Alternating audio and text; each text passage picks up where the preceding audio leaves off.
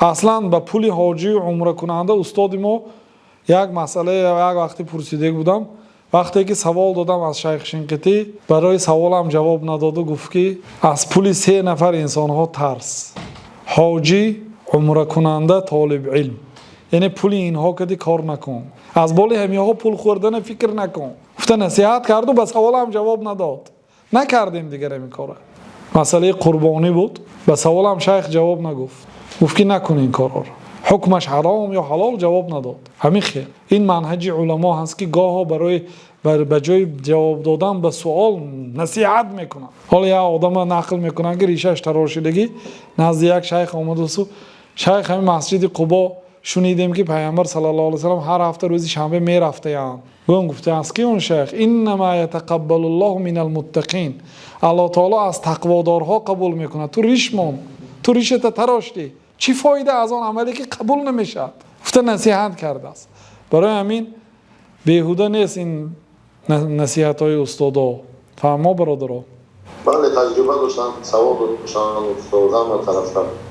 یک سالی اون سالا حالی تلفنی دستی نبود برادرها. ما 3 اتوبوس یافتیم از مینا یافتیم، از مکه یافتیم به فکرم. مینا میبرد، از مینا عرفات میبرد، از عرفات مزدلفه میبرد، از مزدلفه مینا میبرد، از مینا به مکه 6000 ریال به داگوار کردیم. 3 اتوبوس یک نفرش کرد. یعنی یک راننده که داگوار کنیم و 2 تا دیگه راننده یافته میبود. 3 اتوبوس شده. همین خیلی حاجی های همین کار میکنه. 6000 ریال باید گیرد. بعد سبحان الله از مکه ما رو به مینا برد، از مینا به عرفات برد، از عرفات به مزدلفه برد. از عرفات به مزدلفه همین 2 وادیه که بر به بر است. خیلی که همین خیلی آسان شد که در مدت یک 20 دقیقه ما برد به مزدلفه برد. بعد گفت که برای ما اجازت تا ما رفته بود دیگر آدم های میکشونیم، پول کار میکنیم تا سحر، شما سحر آمده میبریم.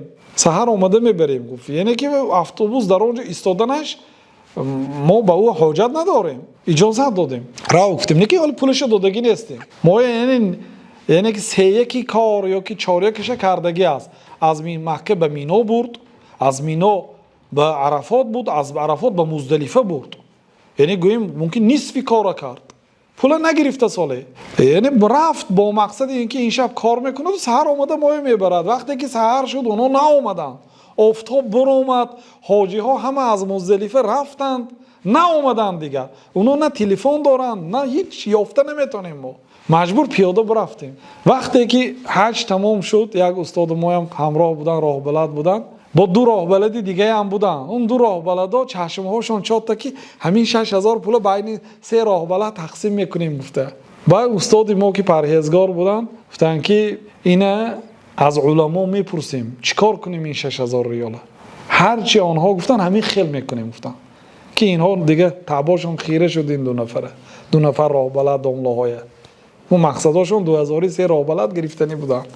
بعد آن مفتی هایی که در بعضی همین دکانچه ها موندگی همونجا مفتی ها میشند، سوال های حاجی های و عمره کننده ها سوالاش میتید. همه های چند تاش پرسیدیم، استاد ما به جواب های آنها قانع نشدن. بعد گفتن که همون استادتون شیخ شنقیطی پرسیده. گفتن وقتی که استاد شیخ شنقیطی میپرسند، شیخ میگوید که برای من اول همون راننده یافته بیا، همون راه بلد یافته بیا. این طالب علم میپرسد، سوال دهنده میانه رو، به سوال میانه روها جواب نمیدادن. راننده یافته بیا، همون راه بلدی حاجی های یافته بیا، بعد به این مسئله سوال میتیم. یعنی که این چی؟ ما اگر وای یاویم حاجتی به نزد شیخ آمدن نیست، لیکن این چی از مقصد؟ تربیه طالب علم برای سراسیمه نشدن به فتوا. این تربیه هست. من به همین های یافته بیا دیگر جرأت کرده نمیشد که شیخ ما وای یاویم حاجتی به نزد تو آمدن نه، گفته نمیشد دیگر. خب رحمت گفته میبروید دیگر. همین است تعلیم و تربیه. فهمیدید برادران؟ یعنی فتوا چیزی آسان نه. یکمین شیخی که پرسیدم گفت که از نام همه آدم صدقه کن.